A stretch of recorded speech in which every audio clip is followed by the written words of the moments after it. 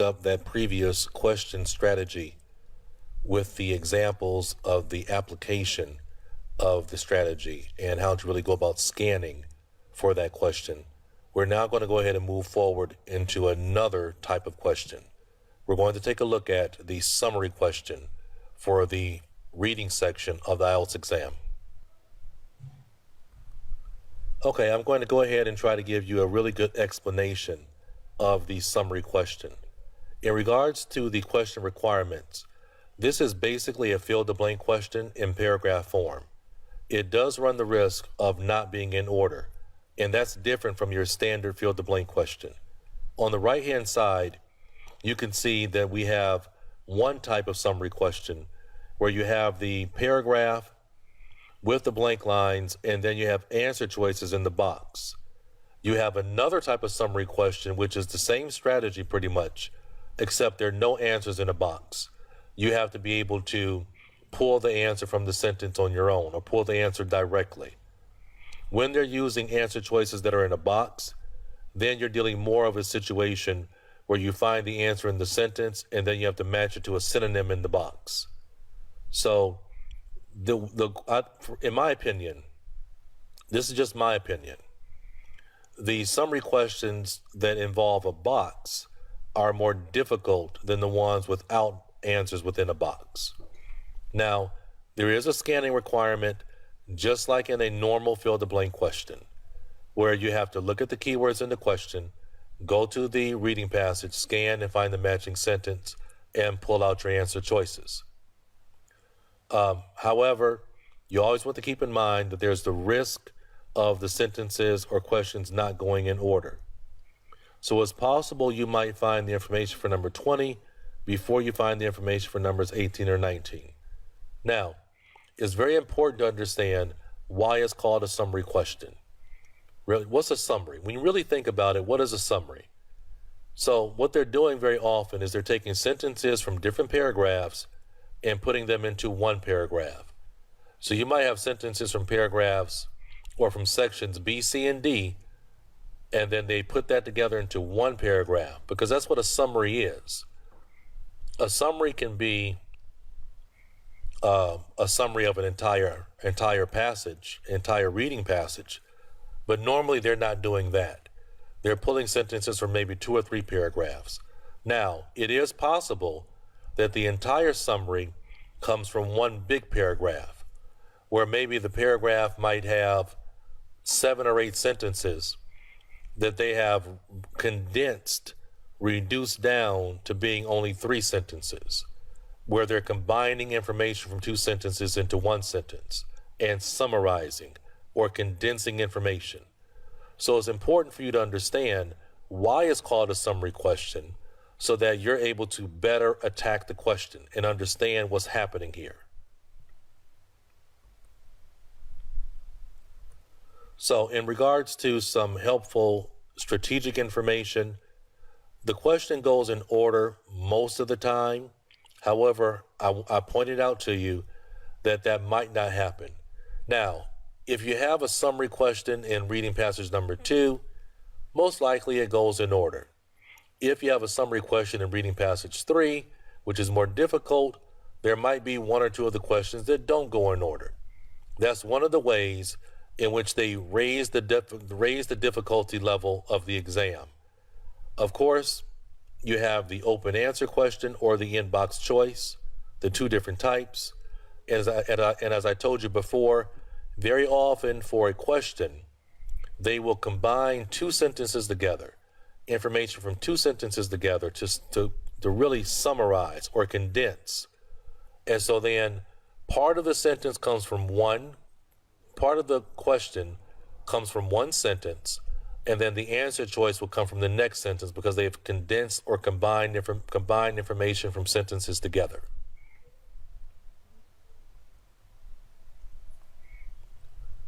So on the right-hand side, you'll see the other version of the summary question, where it's an open question, right? There are no answers in a box. And so when you're doing that type, you're just reading the information in the paragraph or paragraphs where the sentences come from, and you're pulling out the exact answer. When it's the question style where the answer choices are in the box, very often you have to read the passage sentence, find the answer in the passage sentence, and then find the synonym match to that answer choice in the box. You can't put the direct answer from the passage. You have to put the synonym match from the box. And so that's really the difference. So in terms of strategy, you have to identify the keywords, going through the questions and underlining the keywords, paying attention to proper nouns, names, dates, numbers. Always choose to do the easiest first. So if we have numbers 9, 10, 11, 12, and 13, if I think number 11 is the easiest to find first, I'm going to find number 11 and do number 11 first, because the other questions will be surrounding that question number 11. I think it's just really good if you can scan, find something very quickly. It just puts you in a great state of mind. It really helps you to be able to stay balanced. Sometimes if you start with a hard question to locate, you become less confident, you become frustrated, and that just affects your entire exam. Now, as I told you, you need to focus on the language before and after the blank line, because that's going to connect to the answer choice, and then apply the answer strategy. And I've already talked to you about the differences between the inbox style and the style where it's just open answer choice that you have to fill in on the blank line. Always pay attention to the instructions, because most of the time they're going to give you a word limit that you have to abide by. Now, here's an example of the open style, where you don't have to pick answers from a box. So when we look at number one, right? And number one is coming from paragraph number B, or paragraph letter B. Okay? So it says the pronunciation of living language undergoes changes throughout thousands of years. Large-scale, regular changes are usually called blank.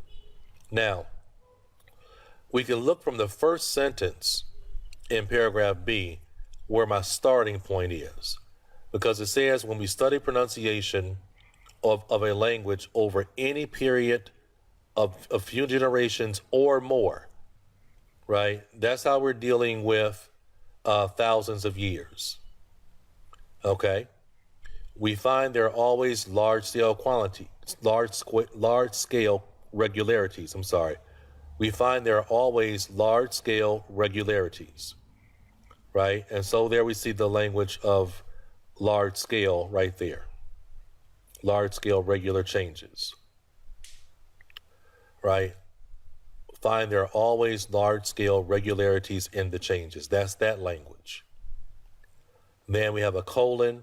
For example, over a certain period of time, just about all the long vowels in a language may change into long E vowels.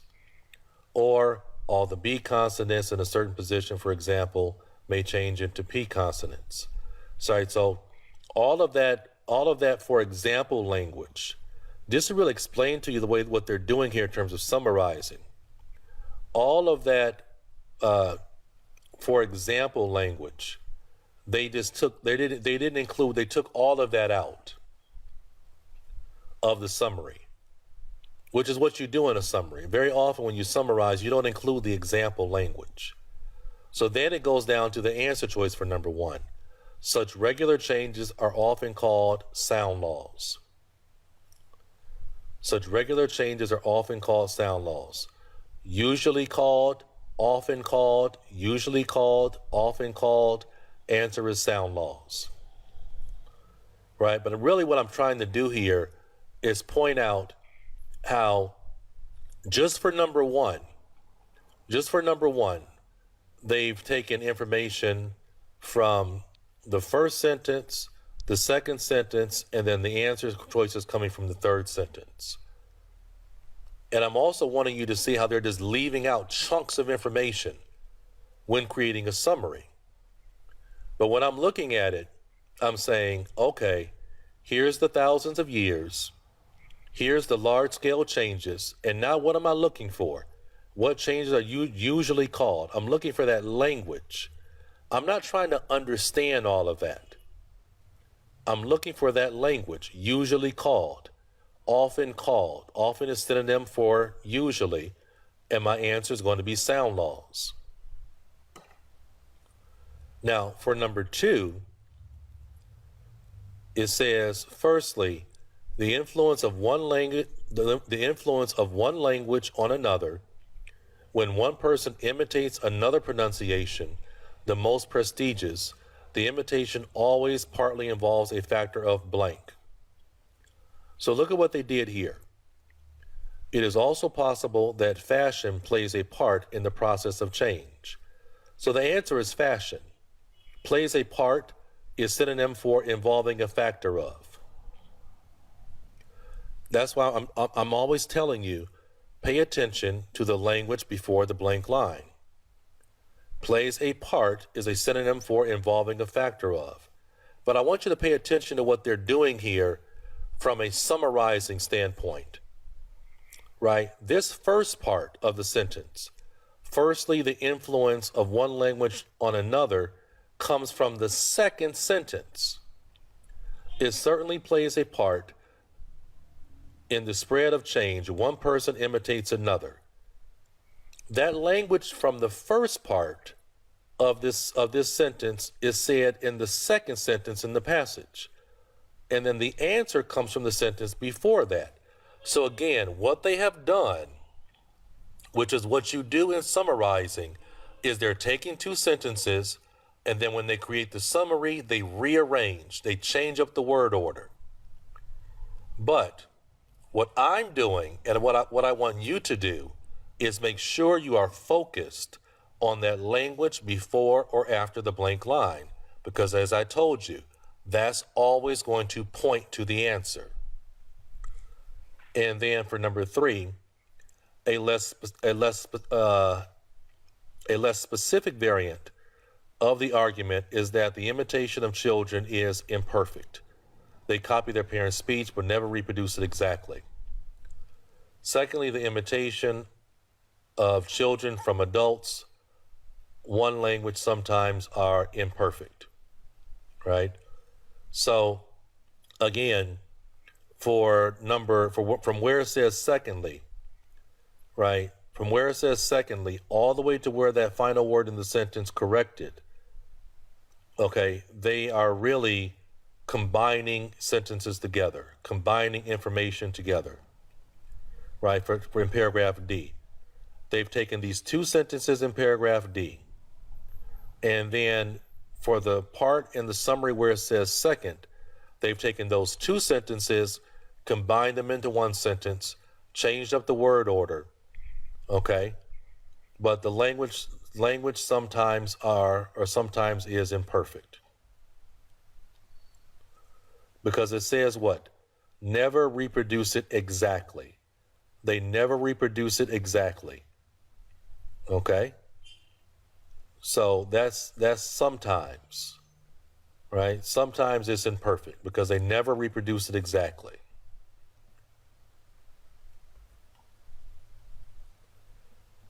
And then we have the summary question where it's in we have answer choices from the box.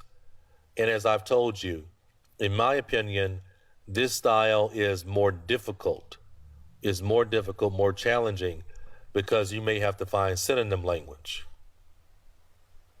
So for example, it says, according to expert opinion, right? Now you see the words researchers and psychologists here. Those are the experts. Synonym language. There is little blank that football hooliganism occurs as a result of a number of issues and does not necessarily correlate with age, psychological profile, or blank. So what they've done here is they've started at this sentence right here, the football, and it goes all the way down here. So they've summarized all of that information, those two sentences, two really long sentences, into one short sentence in the summary. Okay? When we look at it, it is generally agreed that a combination of factors may initiate this type of antisocial behavior, and that it is unrealistic to contend that all such behavior stems from a particular, right? So if it's unrealistic to contend that all, what is that what word summarizes that, right? And this is where the difficulty comes in. What word summarizes that? It deals with doubt. It deals with doubt. And then number 5 is much easier, right? Age, psychological profile, age, and number 5 is class. And then next we have number 7, right? I know you see number 6 there, but what they've done in this paragraph, they're doing number 4, 5, and 7. Number 6 actually comes from a different paragraph. Number 6 comes from a different paragraph. So this one is kind of going out of order. You're going to see number 4, then number 5, then number 7, and then number 6 comes after it, right? So that's what I mean by the questions possibly going out of order. And then if we look at the sentence, we can see it says, some psychologists believe that such behavior and membership of troublemaking groups can give certain individuals a sense of. And in the paragraph, it says experts do, however, believe that rampaging hooligan behavior can instill a sense of belonging and community in participants who feel they can strongly identify with their group. So, hooligan behavior, there we have the word behavior. Membership, identifying with a group, that's membership, right? You get a sense of what? Belonging and community. What's the synonym answer? Look at the box. The synonym answer is unity. The synonym answer is unity. Belonging and community is synonym for unity. So the answer would be J. If you put belonging and community as an answer choice, you are wrong. You have to look in the box and pull out the synonym relationship. Okay, so coming up next, I'm going to be giving you full passage application, scanning, and answer application. Thanks a lot for joining us. I'll talk to you soon.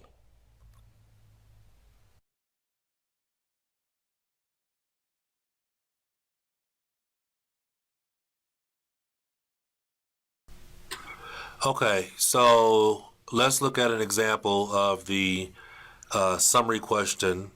There's a good example of the summary question where all the words appear in the box, okay? Where all the words appear in a box. And then we've seen an example of when the words don't appear in the box. So now let's look at an example of when the words do appear in the box, okay? So let's have a look at it.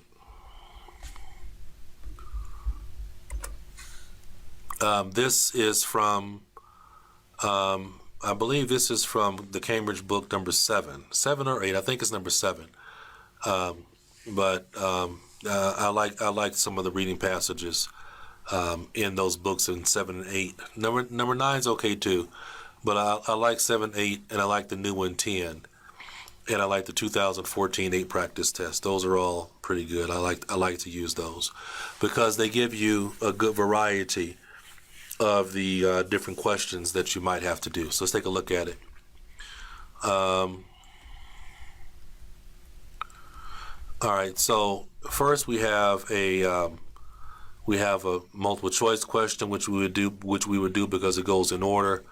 Then we have a complete the sentence question, a fill the blank question, which we need to do fill in the blank question. because it goes in order. And then we have our summary question. All right, so if we were doing this for the real exam, we would do our multiple choice question, we would do our fill the blank question, then we would do our summary question. And it should be a little bit easier. Now, one thing that might make it easier for you, one thing that I recommend that might be helpful to you, and I didn't say this when I gave you the explanation, but maybe I should when I gave you the strategy lesson. But one thing that might be helpful is even though you're not going to do the summary question first, go ahead and look at the keywords in the summary question: electrical charges, ionization, lasers, laser beams, controlling electrical charges. I would circle those keywords and then go and do my multiple choice and fill the blank question. And that way, when I'm doing my multiple choice and my fill the blank question, I can keep I can keep my eyes open for those keywords to appear. And then maybe I'll know a little bit faster. Where the information for the summary question is coming from. And also maybe I'll know also if this is a summary question where the information comes from multiple sentences, or if it's a summary question where the information comes from one specific sentence. Okay? All right, so we have to, let's just keep that in mind when we're talking about it. All right, so for this one, now what's going to make it easy to find, like for number 7, like I said, we want to look and see which we have to do number 7, 8, 9, and 10 here. I think the information for number 7 might be easy to find because it has the word ionization. There's not going to be a synonym for the word ionization. All right, and laser and ionization, not going to be a problem. Number 8, we're talking about a laser and controlling electrical charges, right? And that's for number 8. That's for number 8, and number 9, which is less dangerous than using blank. All right. So let's go ahead and look and first see if we can find the word ionization. And what you have to do is you have to read the sentence where you see ionization, and then you can look and see which word in the box you would pick. All right. That's the way it works. That's the way it works in terms of reading comprehension. That's the when you have words in a box. Go read the sentence and then pick the word in the box that fits from what you just read. So let's go try and find ionization first.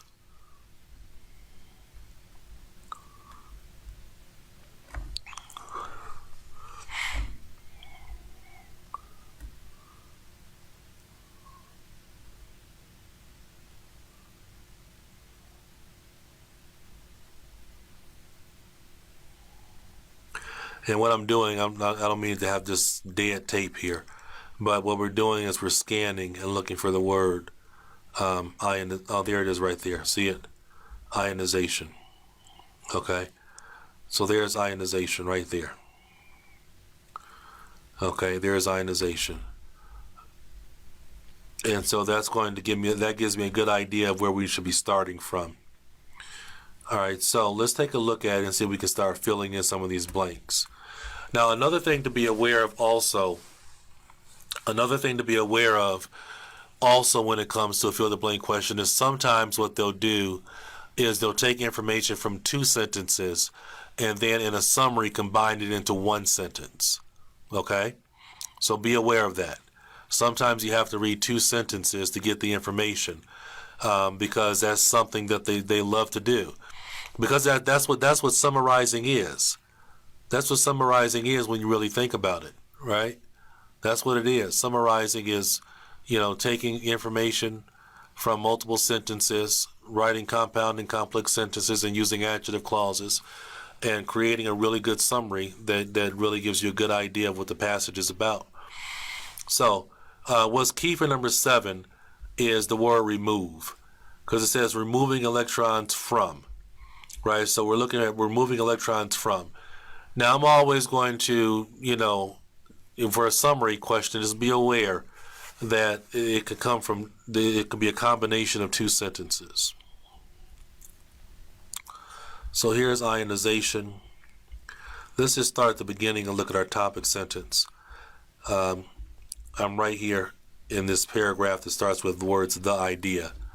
The idea began some 20 years ago when high-powered lasers were revealing their ability to extract electrons out of atoms and create ions. All right, so there's our answer right there, is atoms. All right, because extract means remove. Extract electrons out of atoms and create ions. If a laser could generate a line of ionization in the air all the way up to the storm cloud. So yeah, that first one is a combination of these first two sentences. The answer comes from the first sentence, and the other language that makes up the sentence comes from the second sentence. So they took information from both of these sentences and combined it together to create one sentence. But I know my answer is atoms because of the word extract. Extract means remove. Extract means remove. And so we know the answer for number 7 is we are removing electrons from atoms. So on our answer sheet, we will put B as the answer. We will put the letter B, B as in boy. Okay, and then for our next one, we're looking at the laser is then directed at. Right? Directed is like pointed towards. That's what the word directed means. The laser is then directed at in order to control electrical charges. So what is the laser? What is the laser directed at?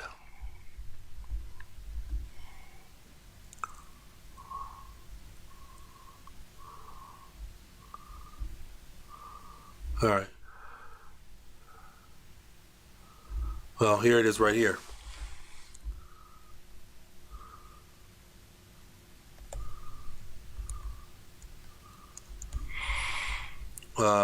To stop the laser itself being struck, it would not be pointed straight at the clouds. Let's see.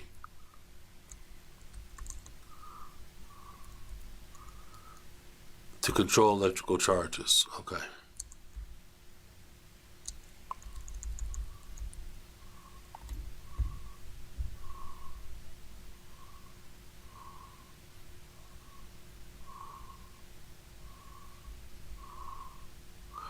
Right, so if a laser could generate a line, oh, here it is right here. A line, that means direction. A line of ionization in the air all the way up to a storm cloud. So our correct answer for this one would be C, okay, storm cloud, because a line is the same as saying directed at. All right, that's what that means. So the answer for number 8 would be C, storm clouds. Directed at, point a line towards, show a line towards, right? So we had our first answer, atoms, come from the first sentence. We had our next answer, storm clouds, come from the second sentence.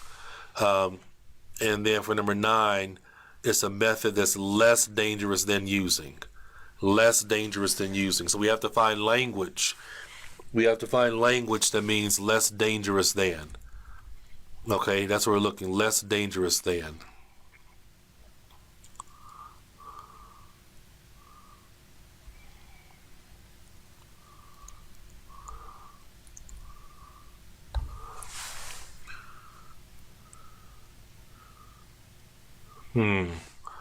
Well, you know, when I look at this paragraph, I don't see anything that's talking about it being less dangerous than. I don't see any information in this paragraph that talks about dangerous or less dangerous.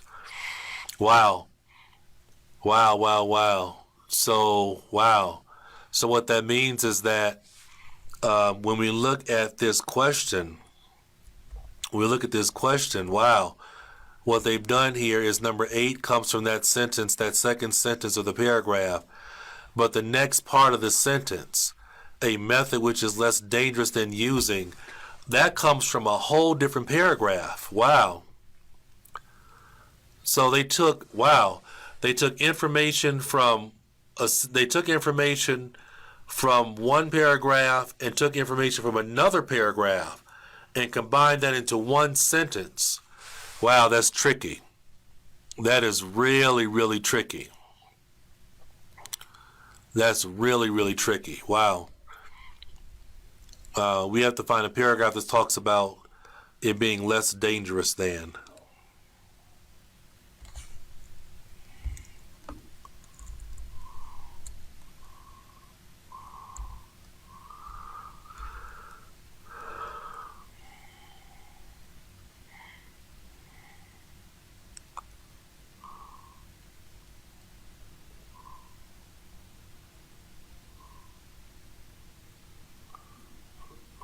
Okay. I decided to look under this paragraph that says bad behavior because if it's talking about about bad behavior, that's usually talking about something negative, and I'm looking for an object that's less dangerous than a laser. All right, less dangerous. So. That heading of bad behavior let me know that this is talking about what is going to be less dangerous as whatever they're talking about in these paragraphs under bad behavior is the dangerous thing. And it looks like in these two paragraphs, but while the rockets are fine for research, the rockets anyway, who would want to fire streams of rockets in a populated area? So it seems like the bad thing they're talking about is rockets. So the lasers are less dangerous than rockets. So the answer for number 9 is rockets. Wow, that is really cruel what the IELTS people are doing there. But that's what I told you. I told you that it's possible that information can come from different paragraphs. And they took information from two different parts and combined it together. So that means the answer for number 9 would be G. Would be G. All right, number 10, as a protection for the lasers, the beams are aimed firstly at. All right, what are the beams first aimed at? What are the beams first aimed at?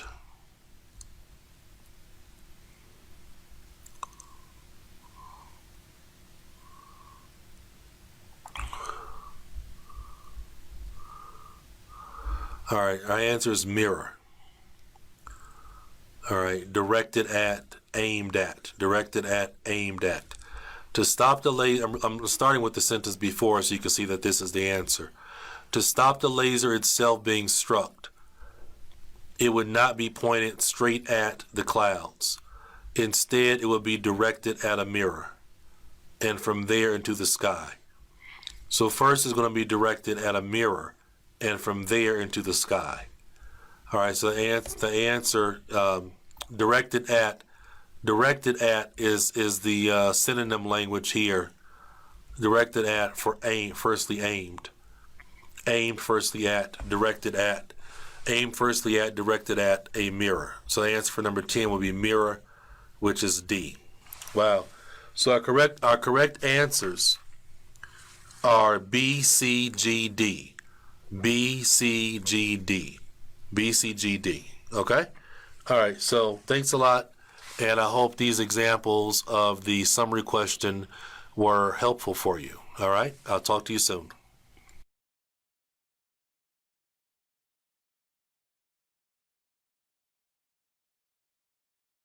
Hello, everybody. In this lecture, I'm going to be doing a full strategy application for the summary question.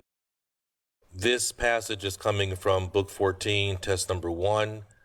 If you want to, you can go ahead and open up your own copy of Book 14, Test Number 1 for the general exam, and you can do this summary question before watching this lecture, and then you can check what you've done against the strategy that was applied inside of this lecture. So the purpose of this is to provide you a real passage example of how strategy is applied. Now, when it comes to the summary question, it's much easier than the academic exam. The academic exam is much more complicated in that normally for the general exam, within a summary question, you might have 3 or 4 questions. And in a academic exam, you might have 4 to 6 questions for a summary. Also, the questions have more of a possibility of going out of order in the academic exam, while in the general exam, unless the summary question is coming in passage number 3, it's most likely going to go in order. So let's go ahead and get started. So the first thing that we're going to do, we're not going to read the passage, read the topic sentences. We're not going to waste time doing that. We're going to go directly to the summary question and apply the strategy. Now, for those of you who are looking at this in the book, you will notice that before the summary question, there is a multiple choice question, I believe. And you would probably go ahead and do that those multiple choice questions first, and then move forward with doing the summary question. However, the summary question here is really, really straightforward. I'm going to always work under the assumption that it will go in order unless I'm proved different. Unless something proves to me that that's not going to work in this situation. But like I said, on the general exam, we can pretty much count on that happening. Now, the first step, of course, is to understand that a summary question is basically the same as a fill-the-blank question. It operates under the same principles. So the blank line that you're filling, like for number 38, it comes at the end of the sentence. For number 39, it comes in the middle of the sentence. And then number 40 comes towards the end of the second sentence also. So our first step is to go ahead and identify our keywords. Now for number 38, I'm not going to highlight the word papyrus or papyrus. Papyrus? All right, so I'm not going to highlight that word because it's going to appear everywhere, right? It's not really a key word that we focus on. We have cellulose, fungal growth, which is very good. No synonym language there. And really, really important word is consumed by. The words consumed by are very, very important. The reason why is because the answer is going to connect directly to that language. Now, on the academic exam, we can pretty much count on that in the passage they're going to use synonyms. On the general exam, they may use the exact language, they may not, but we should plan for them to be able to be using synonym language. For number 38, we're looking at 5,000-year-old in Egypt. And for number 49, this word right here, number 40 is really easy to find because this word Herculaneum is very, very easy to find, And for number 40, the blank line is preceded by the words a huge. That means the answer is going to connect directly to that language. So our job, now that we have our keywords identified, we're going to go ahead and move forward with locating that information. Before we do that, let me give you some really good strategy advice. As I mentioned before this summary question, I believe there is a multiple choice question that you have to do. Now, it's a really, really good idea that before you start that multiple choice question, go ahead and go through this process that I just did, where I highlighted all the keywords for 38, 39, and 40. Just highlight the keywords and put them in your mind. Then go ahead and start the multiple choice question. As you're doing the multiple choice question, keep a mental lookout for the words cellulose, fungal growth, 5,000-year-old, Herculaneum, Egypt. Keep a lookout for those words. And as you're doing the multiple choice questions and answering them, if you see any of those words, go ahead and mark where you see the words. That way, when you get to the multiple choice question, you can easily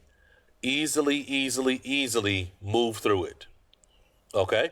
So let's go ahead and get started. We're looking for a cellulose, fungal growth, 5,000-year-old Herculaneum. All right, so let's go ahead and do a scanning process, everybody. A scanning process. As I said, if you're starting with the multiple choice question, you would have started that scanning process at that point.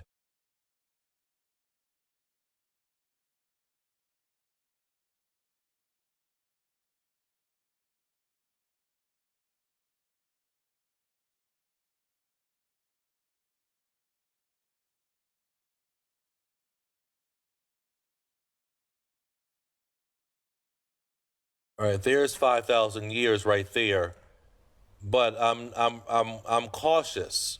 I am really hesitant about that being the keyword language for question number 39, because before that, I don't see anything about cellulose or fungal growth. And keep in mind what I told you, that on the general exam, we're going to work with the understanding that it's going to go in order. Also, we always have to be aware that many times when they're going to use really exact language, like here 5,000 years ago, 5,000 years ago, whenever they're using those exact words or exact numbers, we can pretty much assume that it's going to most likely be a trap. It could easily be a trap. And what ends up happening is that students will read more than what's necessary. But when we look at this sentence, we see 5,000 years ago, but there's nothing about Egypt. So I know that can't be my sentence. I know it cannot be my sentence.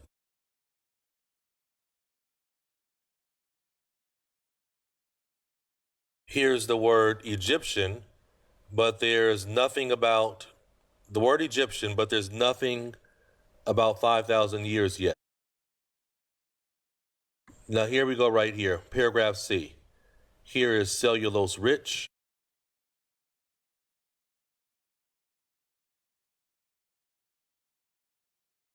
And let's see, normally in the general exam, this information will come in one paragraph. In the academic exam, most of the time it comes in one paragraph, sometimes two paragraphs. There's 5,000 years old, and there's Herculaneum, right? So I already know that everything's going to be contained within paragraph C. Everything will be contained within paragraph C because I see the language there. Now let's go back to the question for a second.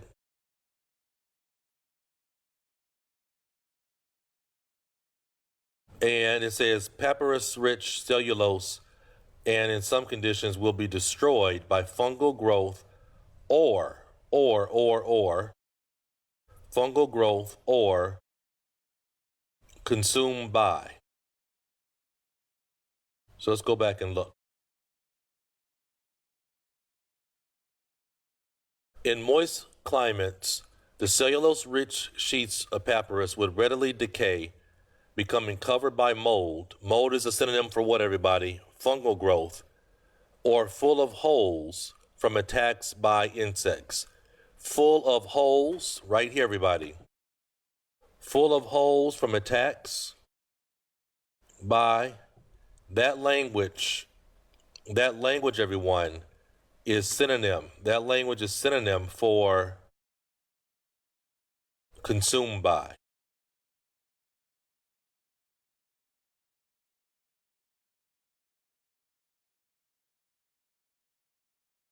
right? When it says that it's full of holes by attacks, that means that that's our synonym relationship. That's what you have to recognize. You have to recognize that synonym relationship. And you have to also recognize that when they say fungal growth, that's the same as mold. There's our or right there, right? There's our or right there. So the answer for number 38, we know the answer for number 38. Our answer is insects. Right, number 38 is insects. Now let's do number 39. However, it can survive for long periods in an environment that's dry. It has been found in a 5,000-year-old blank in Egypt.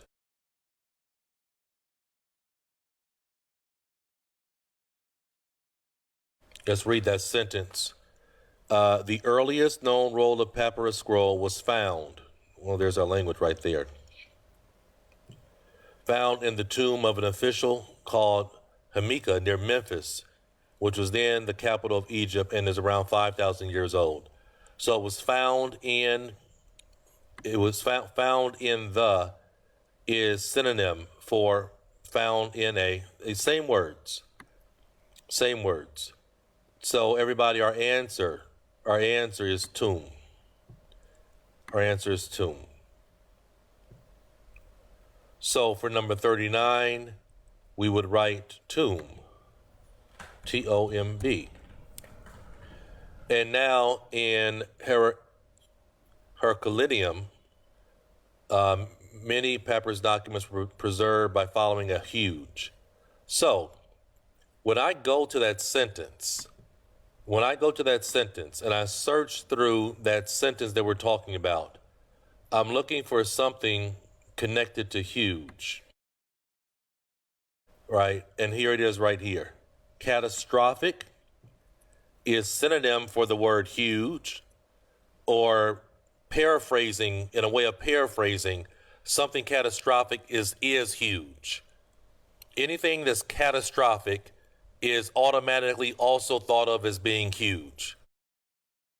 All right? Generally speaking. And then our answer, of course, would be eruption. Huge eruption, catastrophic eruption. So eruption is our answer choice.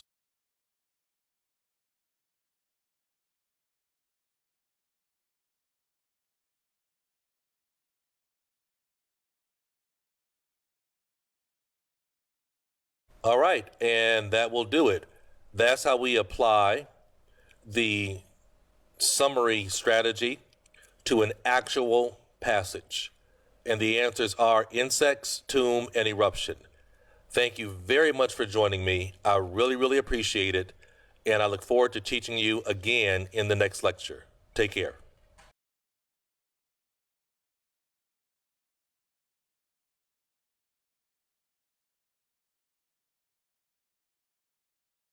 Hello, everybody, and thank you for joining me in another question strategy review. Now we're going to go ahead and look at a very difficult question for a lot of students on the IELTS reading exam. We're going to take a look at and really try to tackle the paragraph location question. So let's go ahead and get into it. So look here on the right, and you can remember and recall, what does this question look like? It always is going to say, which paragraph contains the following information? Or sometimes if you're doing the general exam, which section contains the following information? It doesn't matter if it's the general or the academic exam, the exact same question strategy. The exact same question strategy, right? Except for on one test, they may use section, and on the other, they'll use the words paragraph. But in terms of the requirements, the idea is really, really straightforward. They want you to locate the paragraph that has the information. So, for example, number 14 says, a comparison of the past and present transportation methods. So, you have to look and find which one of these paragraphs, which one of the paragraphs, A through H, which one of the sections has information that is comparing the past and the present transportation methods, right? Or for number 16, the relative merits of cars and public transport. Again, which paragraph is talking about that? Which paragraph is discussing the merits of cars and public transport?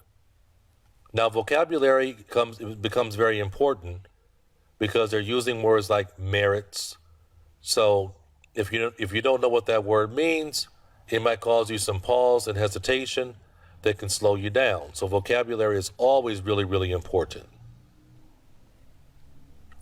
Or like number 18 that says the increasing use of motor vehicles. Which paragraph is talking about the increasing use of motor vehicles? Now, this question does require scanning, right? You must scan for the matching language from the question or for the question. However, there's a very difficult way to go about scanning, and there's an easier way or less difficult method of scanning. And I think after I explain this to you, you're going to understand maybe why you found this question to be so difficult in the past. Because I'm going to tell you how to make the scanning process much, much easier. Now, we have to always think about that we have to match language location. And this question can be difficult because the matching language can be from any sentence in a paragraph. Right? Now, topic sentences can be very, very helpful because topic sentences tell you what a paragraph is about. And very often, if you understand the controlling idea from the topic sentence or the first two sentences, it can help you know that that paragraph contains the information for that question. However, keep in mind, you can have one paragraph that has 8 sentences, and they may pull information from the 5th sentence in a paragraph. So it can be very, very challenging. But like I said, I'm going to tell you how to make it much easier.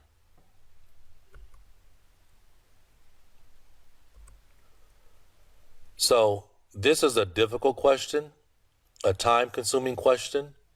So I'm always going to recommend that you do it last. Very often in a reading passage, let's say you're doing reading passage number 2, the paragraph location question is going to be mentioned first in the question set. You'll be mentioned first. So for example, the paragraph location question might be questions 15 to 19. And then questions 20 to 24 might be a fill the blank question. And then questions 25 to 29 could be a yes, no, not given question. So if you have it set up that way, do not start, even though the paragraph location question is first in the setup questions. Don't do it first. Again, don't do it first. There's a reason why. If you do it first, you're about to make it really, really difficult because the question does not go in order and you'll be spending 10 minutes just trying to scan and wasting so much time.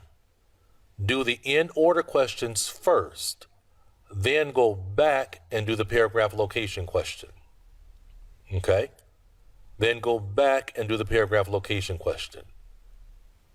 Because that's going to give you an opportunity to read through a lot of the paragraphs, and it will give you an opportunity to note if you come across any of the key words from the paragraph location question.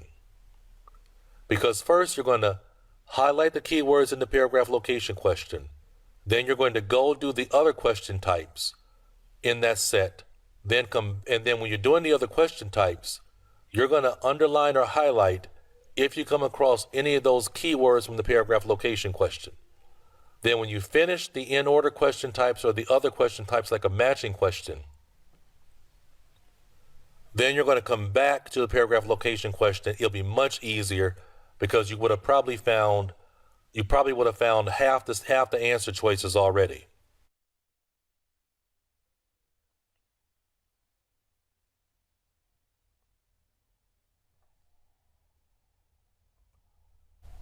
Okay, so let's go over the strategy now more specifically in terms of the paragraph location question.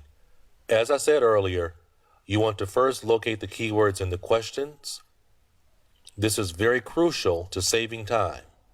After you have highlighted or underlined the keywords in the questions, like here for numbers 1 through 6, then you go and do the other questions, do the in order questions or like the matching question in the set first. You're doing that because it's going to give you a great opportunity to look at the information in all the other paragraphs because you are doing these questions that go in order. Also, you're going to keep your eyes open for any of those words that you've highlighted, any of those keywords you've highlighted in the paragraph location question. Then you're going to return to the question, return to the paragraph location question, and probably you would have already found the language that might match numbers 1, 3, 4, and 5.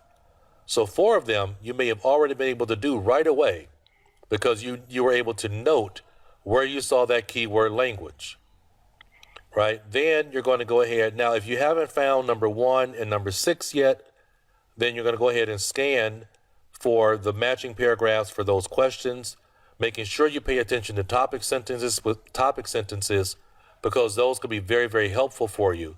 Match the language up, and then you would have found your answer choices, okay? Let's go ahead and take a look at an example here, right? So in this example, we look at section A first. Look at section A first, okay? And within the first 2 sentences of section A, I can see that it belongs to question number 3. The climate of the earth is always changing. In the past, it has altered as a result of natural causes. Nowadays, however, the term climate change is generally used when referring to changes in our climate. Clearly, from the very first sentence, I know that this is really the match for number 3. So you can see how important, you can see how relevant it is to understand topic sentences. Look at section B. The greenhouse effect is very important when we talk about climate change as it relates to the gases which keep the earth warm. Already, we're talking about a greenhouse effect. This matches number 1, a natural phenomenon. We're talking about a natural phenomenon here, right? And I know that just from the topic sentence. Just from the topic sentence. Now, the topic sentences, it doesn't work like that 100% of the time. But I'm telling you, they're very, very helpful. But as I've told you in the past, sometimes they're going to design some of the questions where only a student that can get an 8 or 9 in reading will be able to do very well.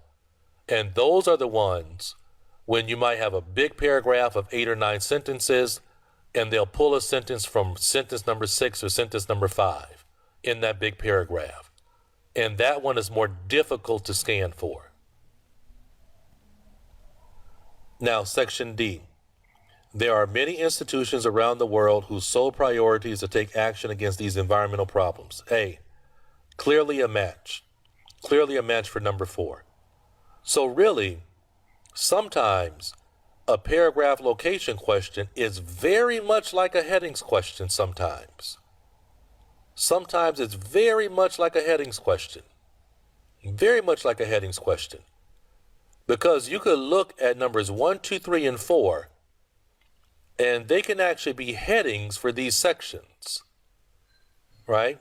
But as I've told you, it's not always that way. The topic sentences are very helpful, but sometimes they'll pull information from the middle of a paragraph, and you need to be aware of that. You must be aware of that.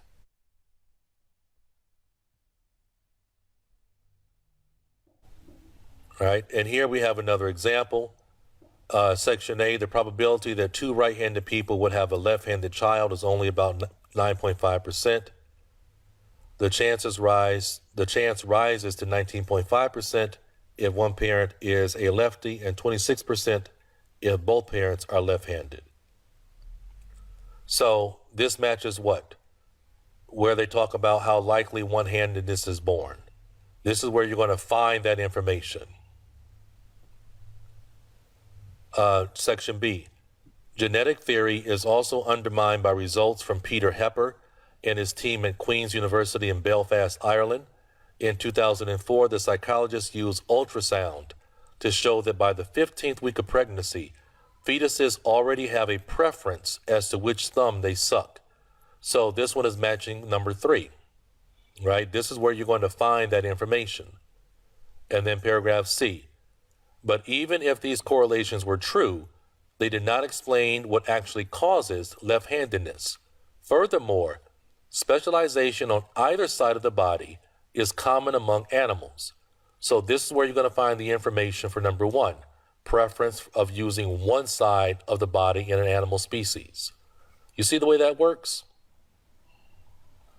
Very often, not always, very often, this question is very similar to a headings question. Okay? Very similar. Now, when I get into the next lectures and I'm showing you, how to analyze this question and scan with this question from a full reading passage, we'll come across some of the ones where the information is located in the middle of a paragraph, right? And that is going to be much more of a challenge to do. Right, here's another one. Right, here's one more. And with this one, look at paragraph D. It also seems that the neurological roots of the bilingual advantage extend to brain areas more traditionally associated with sensory processing. When monolingual and bilingual adolescents listen to simple speech sounds without any intervening background noise, they show highly similar brainstem responses. Right? So this one is more difficult. Right? This is more difficult. Because look, this is one where it comes in the middle. This is one where it comes in the middle. Right? Because number 11, now I can guess from this paragraph that we're talking about bilingual and monolingual. Monolingual, I can get that from the paragraph. But what might mess with some people is, where does it talk about they're different? So you see, in the first 3 sentences, or the first 2 sentences, they tell you that they're talking about processing. Then they tell you how monolingual and bilingual are the same. And then in the next 3rd sentence, they tell you how it's different. So that information for number 11 was pulled from the 3rd sentence. The exact information for number 11 was pulled from that 3rd sentence, really the last sentence. But from the first 2 sentences, I can tell that this is where I'm going to find information about bilingual and monolingual, right? There would have to be another paragraph that's also talking about monolingual and bilingual for me to have to really go and search specifically where they're talking about difference, right? So I just wanted to point that out to you. Okay? All right, so coming up next, I'm going to be going ahead, moving forward, and going through a full passage application, really showing you the scanning process, showing you how we highlight the keywords first in the question, then do the other questions in the set, and come back to the paragraph location question because we've made it much easier. Okay? Thanks a lot. Talk to you soon. Take care.